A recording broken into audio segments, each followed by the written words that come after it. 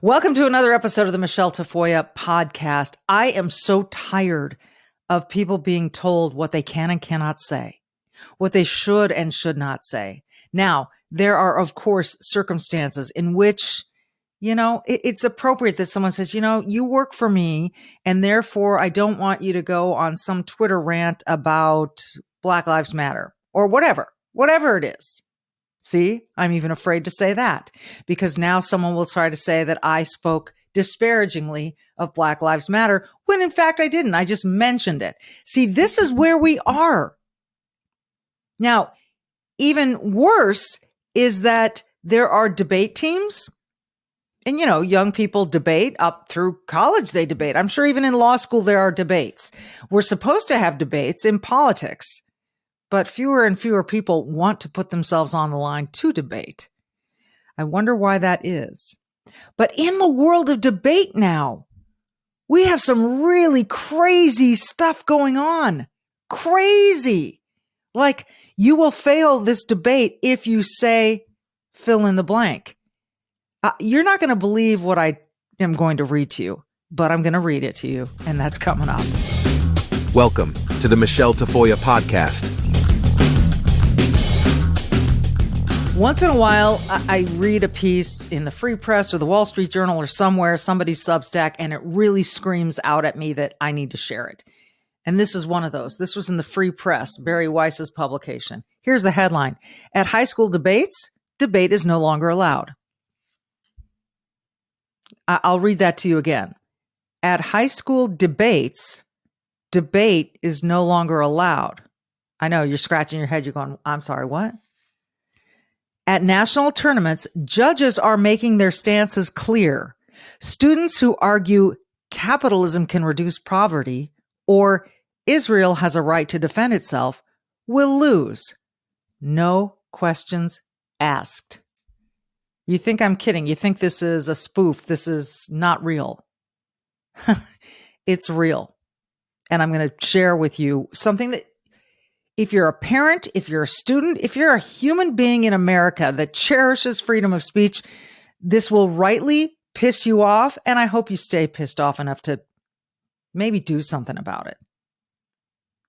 Speaking of doing something about it, I have some breaking news. Genucel has upgraded their most popular package to feature their top-selling deep firming vitamin C serum plus ultra retinol moisturizer with natural retinol alternative. Oh, this stuff is so great. Right now, take advantage of this limited time package upgrade for 70% off. So why waste your money and your time on going to get work done on your face when you can get Genucel skincare shipped right to your front door? Here's a Genucel.com review from Robert in Blessing, Texas. And bless his heart, quote, I purchased Genucel as a gift for my girlfriend. She said she saw results so fast, we joined their concierge program immediately. It's honestly the best skincare she's ever used and is extremely impressed with all the Genucel products. Hey, guess what? So am I. Her skin is noticeably softer and smoother. So is mine. I can see and feel a difference too. She was already beautiful and Genucel has made her more beautiful. It's so sweet. Genucel's secret is a family recipe for over 20 years that makes it safe for all skin types and perfect for both men and women. So I hope Robert's using it too. It's made by a compounding pharmacist in small batches, always safe, cruelty-free, and natural. So go to Genucel.com/Michele. It's GENUCEL.com/Michele with one L and save over 70% off Genucel's most popular package featuring both the Genucel Ultra Retinol and Genucel Firming Serum. Do not wait. Go to Genucel.com/Michele, GENUCEL.com/Michele with one L. Get a complimentary spa essentials box with every package order plus free upgrade to priority shipping. Genucel.com/Michele, Genucel.com/MICHELE.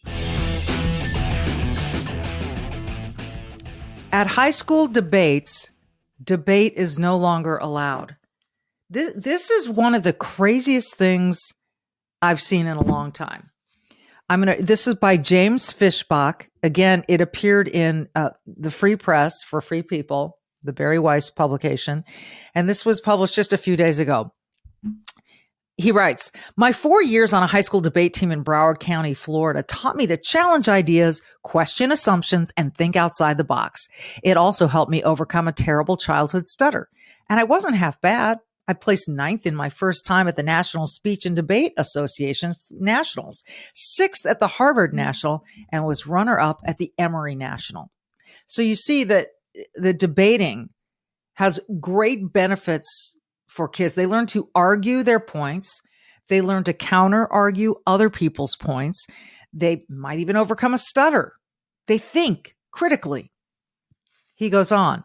After college, between 2017 and 2019, I coached a debate team at an underprivileged high school in Miami. There, I witnessed the pillars of high school debate start to crumble. Since then, the decline has continued from a competition that rewards evidence and reasoning to one that punishes students for what they say and how they say it. He goes on to give some background. Imagine a high school sophomore on the debate team. She's been given her topic about a month in advance, but she won't know who her judge is until hours before her debate round. So again, you're going to be judged in this debate by a single or a panel of judges, and you don't find out anything about them till an hour before your debate. And you would think, well, that shouldn't matter, because judges at a debate are going to be open-minded and, clear thinkers and open to alternative ideas. Okay, during that time squeeze, perhaps she'll pace the halls as I did at the 2012 national tournament in Indianapolis. She'll scroll on her phone to look up her judge's name on Tabroom, which is a public database maintained by the NSDA. That's where judges post quote-unquote paradigms, which explain what they look for during a debate. If a judge prefers competitors not spread, that means speak a mile a minute, debaters will moderate their pace. If a judge emphasizes impacts, the reason why an argument matters, debaters adjust accordingly. So for those of you who are sports fans, it's like knowing that before you go into this NBA game, you know what, these refs, this one guy calls traveling a lot more than the average ref. Let's make sure we're mindful of that as we go into this game. Or this officiating team at this NFL game, they call holding a ton. Watch your holding, okay? Just know that that's what we're up against. So you go into a debate and you can learn about your judge and understand what they might look for. But let's say when the high school sophomore clicks Tabroom, again, this database, she sees that her judge is Lila Lavender, the 2019 national debate champion, whose paradigm reads, and I quote, and this is real, quote, before anything else, including being a debate judge, I am a Marxist, Leninist, Maoist. I cannot check the revolutionary proletarian science at the door when I'm judging. I will no longer evaluate and thus never vote for rightist, capitalist, imperialist positions / arguments. Examples of arguments of this nature are as follows. Fascism good, capitalism good, imperialist war good, neoliberalism good, defenses of U.S. or otherwise bourgeois nationalism, Zionism or normalizing Israel, colonialism good, U.S. white fascist policing good, etc. I mean, first of all, wow. I mean, she's put a lot out there. And again, before being a debate judge, first and foremost, before anything else, including being a debate judge, I'm a Marxist, Leninist, Maoist. I cannot check the revolutionary proletarian science at the door while I'm judging. She's not objective. It's not that she cares how fast you speak or what your impact points are. She is not objective. She's bringing her politics to the debate with her. So now, how does that sophomore feel as she walks into her debate round? How will knowing that information about the judge change the way she makes her case? Traditionally, high school students would have encountered a judge like former West Point debater Henry Smith, whose paradigm asked students to, quote, focus on clarity over speed, and reminds them that, quote, every argument should explain exactly how they win the debate. So that's his paradigm. Focus on clarity over speed, and every argument should explain exactly how you're going to win the debate. Every argument. Okay, now I know what I'm dealing with. But there's no ideology there, or no politics. And that's probably how it should be. In the past few years, however, judges with paradigms tainted by politics and ideology are becoming common. Here's another example. Debate judge Shubham Gupta's paradigm reads, quote, if you are discussing immigrants in a round and describe the person as illegal, I will immediately stop the round, give you the loss with low speaks. That's low speaker points. Give you a stern lecture and then talk to your coach. I will not have you making the debate space unsafe. Again, there's that term of being unsafe because somebody said a word. Unsafe. To me, unsafe means going to certain parts of Chicago and knowing people don't feel like they're going to face any criminal repercussions for shooting me. But that's just me. Debate judge Kriti Sharma concurs. Under her list of things that will cause you to automatically lose, number 3 is, quote, referring to immigrants as illegal. Should a high school student automatically lose and be publicly humiliated for using a term that's not only ubiquitous in media and politics, but accurate? Once students have been exposed to enough of these partisan paradigms, they internalize that point of view and adjust their arguments going forward. That's why you rarely see students present arguments in favor of capitalism, defending Israel, or challenging affirmative action. Most students choose not to fight this coercion. They see it as a necessary evil that's required to win debates and secure the accolades, scholarships, and college acceptance letters that come along with winning. Do you see what happened there? Most college sophomores, juniors are going to go, oh, I can't defend Israel, so I guess I'll write something else and do what the judge wants to hear in order to win this debate. I'm going to say what the judge wants to hear so I can win. You're hearing me right, and I hope you're really internalizing what I'm saying. I'm going to say what this person wants so I can win the debate. I'm going to check my ideology at the door to conform to the judge's ideology so that I win this debate. And I'm sure that these judges with their paradigms are hoping, over time, we're going to convince these kids that this is the way to think. On paper, the NSDA rejects what Lavender, Gupta, and Sharma are doing. Its rules state, and I quote, judges should decide the round as it is debated, not based on their personal beliefs. Unquote. Founded in 1925, the NSDA chooses the debate topics and facilitates hundreds of tournaments, including the annual national tournament starting June 11th in Arizona this year, where 6,000 students from across the country will compete. Imagine that. You're going in, 6,000 students competing. And you know that there are rewards to this if you do well. The NSDA did not respond to emails and phone calls asking for comment before this story went to press. They did not respond. Now, remember I mentioned Tabroom. It's this clearinghouse. This is where you're able to look at the judges and their paradigms. A random scroll through Tabroom reveals there are still sane judges out there. Here's one, quote, I've been a trial lawyer for 25 years, reads Amanda Marshall's paradigm. I like clash, quality evidence from qualified sources, comparative analysis, and crystallization in last rebuttals. Don't take anything for granted. You have to explain your arguments, why your evidence is compelling, and how the arguments weigh in the round. It's your job to persuade me and communicate your positions in a way that is effective. That is how you will win my ballot. I don't like whining, personal attacks, dominance, aggression, and disrespect. I do appreciate professionalism, kindness, and integrity. I didn't hear anything about ideology in there. Nothing about politics. Just be professional, treat people nicely, and drill your points home, make a good case. Here's another paradigm from debate judge Steve McCartney. Quote, my favorite debates are rigorous but friendly.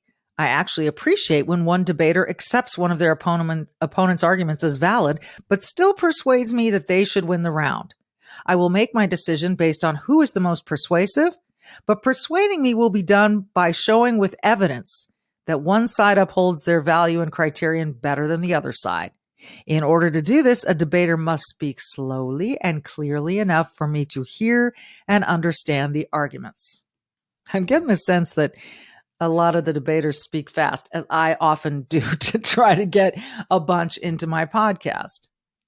I'll try to slow down. This article continues. Unfortunately for students and their parents, there are countless judges at tournaments across the country whose biased paradigms disqualify them from being impartial adjudicators of debate.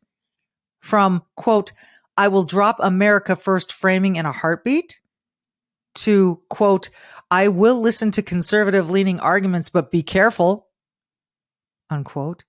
Judges are making it clear they are not only tilting the debate in a left-wing direction, they will also penalize students who don't adhere to their ideology. We have talked so often on this podcast about things leaning so far to the left in academia, in even medicine, in law schools, in sports competition, in almost every facet of life. But debate is supposed to have more than one side to an issue. And to disqualify someone because they have a different opinion from yours? In the past year, Lindsay Schroedick has judged over 120 students at tournaments in Massachusetts, New York, and New Jersey. The NSDA has certified her with its, quote, cultural competency badge, which indicates she has completed a brief online training module in evaluating students with consideration for their identity and cultural background. Until last month, Schroedick's paradigm told debaters, quote, if you are white, don't run arguments with impacts that primarily affect people of color. These arguments should belong to the communities they affect. Recently, her paradigm was updated to eliminate that quote. Isn't that interesting? When I asked her why, Schroedick told me she didn't eliminate the idea itself and that she, quote, doesn't know if it's exactly my place to say what arguments will or won't make marginalized communities feel unsafe in the debate space. See, here's the thing. If you feel unsafe because of words, this is such a trend here in America lately. I don't feel safe. I remember when Ellen DeGeneres, Megyn Kelly was on her show and said, Ellen, wouldn't you want to interview Donald Trump? No, I wouldn't feel safe. Why? What's he going to do? Punch you? Shoot you? Shove you? Doubtful. So she wouldn't feel safe because their values or ideas don't align. That's not really a factor in safety. And if you don't feel safe because someone shares a different point of view, then we're all unsafe. I mean, and then by using that term unsafe, you're pushing this idea on people that you're not safe to be around people who disagree with you. I would say that's insane and ridiculous. And I'm sorry. Safety, unsafe, those are the wrong words. Sticks and stones may break my bones, but names can never hurt me, is what I learned a long time ago. And boy, has it stuck with me. So I don't feel unsafe when someone calls me all the names people have been calling me over the last year or so. That doesn't make me feel unsafe, especially in a debate hall. So again, there's that idea.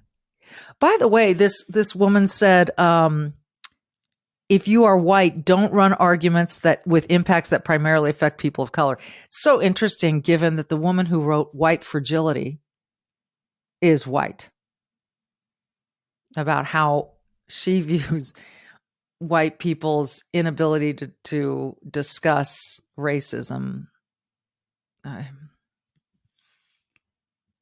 Again, the author of the article, I disagree. In debate, quote unquote, unsafe conversations should be encouraged, even celebrated. How better for young people from all backgrounds to bridge the divides that tear us apart and to discover what unites them. The debate I knew taught me to think and learn and care about issues that affected people different from me. We've come a long way from the 2004 Democratic National Convention when an obscure state senator from Illinois named Barack Obama said, quote, if there's a child on the south side of Chicago who can't read, that matters to me, even if it's not my child.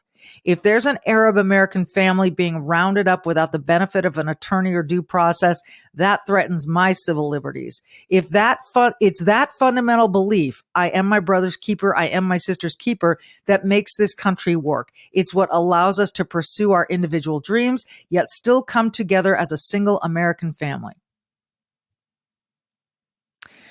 20 years ago, the NSDA I knew encouraged me to think and speak about how policies and issues impacted different communities.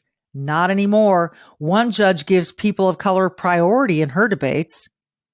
In general, students voluntarily and mutually disclose their evidence to their opponents before the debate round, as both teams benefit from spending more time with the other team's evidence.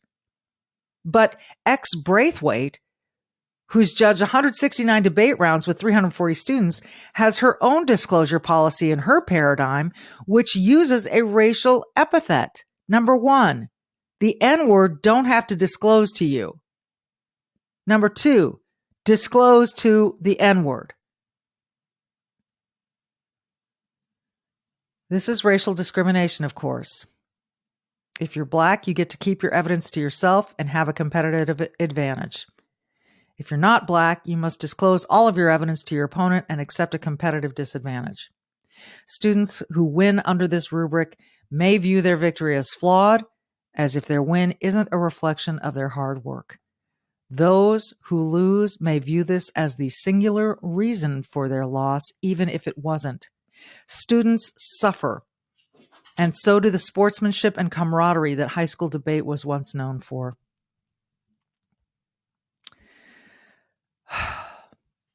Editor's note, one day after this story published, the NSDA released a statement on Twitter stating in part, quote, our judge training materials in partnership with the National Federation of State High School Associations provide best practices for adjudicating speech and debate, such as judges should decide the round as it is debated, not based on their personal beliefs.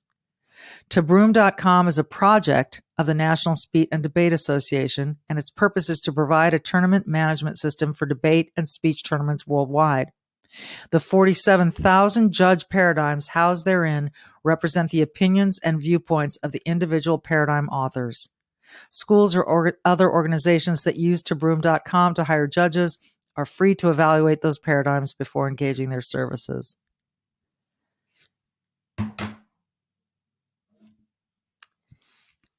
Again, James Fishback concludes his article by saying, think back to that high school sophomore who's nervously pacing before an NSDA debate.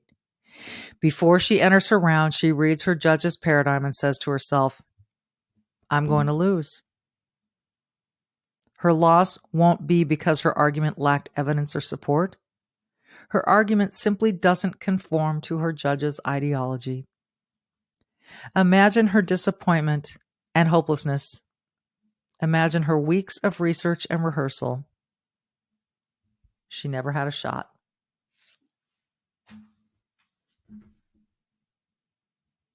I would say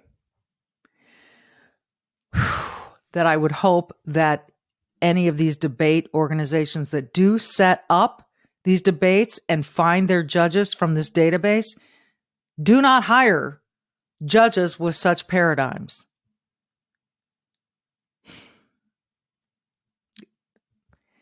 And I credit this author for doing such a good job of painting a picture of someone who is prepared and prepared and prepared for debate about ideas and evidence and arguments and impact and winning on evidence.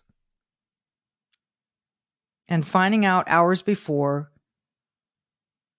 all of these things about the judge they're about to face that I'm done. I'm losing this debate. I'm on the pool deck with Katie Ledecky. I got no shot. It's got to stop. It just has to stop. Argument has to be free. Speech has to be free. Speech isn't unsafe. Speech isn't unsafe. No matter how egregious it may sound to you, you may consider yours just innocent, nice little speech, and it may be determined by someone to be unsafe. The shoe may get onto the other foot someday. Think about that. Maybe we'll have James Fish back on. At high school debates, debate is no longer allowed. Think about that. Thanks for listening. As always, be brave and do good. And we'll see you on the next episode of the Michele Tafoya podcast.